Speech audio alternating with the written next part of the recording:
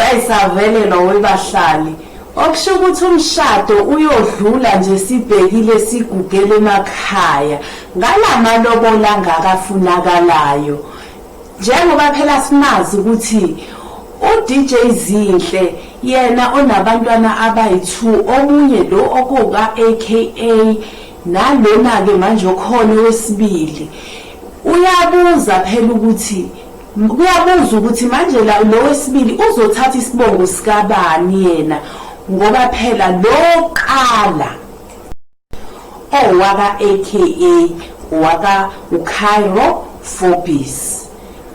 manje nango ke lana ebuza ubhuti wakhe omncane ukuthi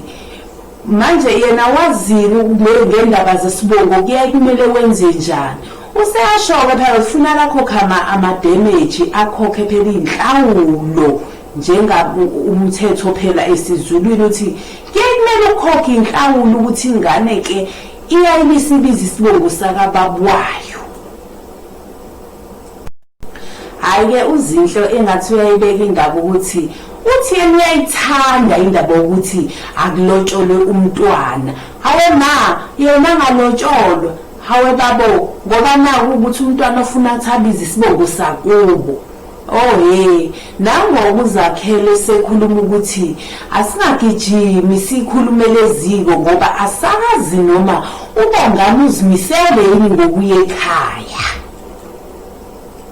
kodwa ke hayi obhuti bakheke uZinhle ngathi bakhulekile bathi makuwukuthi ubongani uyeza uzohlawula ingane angahamba yehlawula ingane uma ukuthi kufuna ukulobola yona ukuthi ngoba efuna ibiza isibongo sakhe then usengakwenza ke nalokho mina ngiyasola ukuthi uZinhle uyazibona ukuthi unemali manje na iningi nokuthi manje ahambe futhi ayoshadwa kwenye indawo nemali engaka so ikona engasafuna imishado ebona kungcono abantu balobola ingane zabo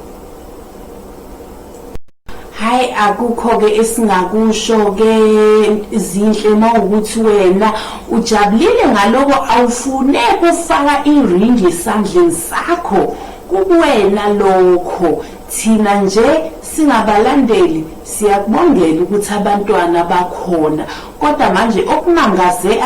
abalandeli yilokhu kokuthi waze wazothola umntwana kodwa kaze wahlangana nanoyedwa womndeni wakabongani ukuthi nje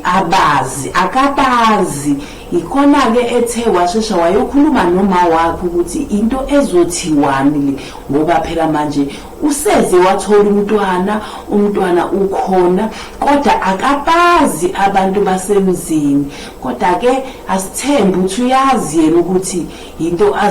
azoyiphatha kanjani azoyihandlisha kanjani uyofika nomntwana esemdala lapha esedla istambu kade ehleli naye intabe nakamisi kubo kababa hayi ke bahlali asibambeni lapha ke manje niphinde ke niqhubeke njalo ke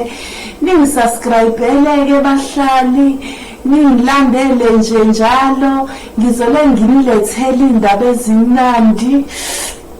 nibe seke niyapressa i-ring bell yana ukuze ngithi njalo Nkosi yami ngabe ngimdrophela ivideo nithole isa nohlonze ngithi ke cela ningipressele ke i-ring bell ukuze ngimdrophele nithole zishisa sibe zithupha ziye kwayini.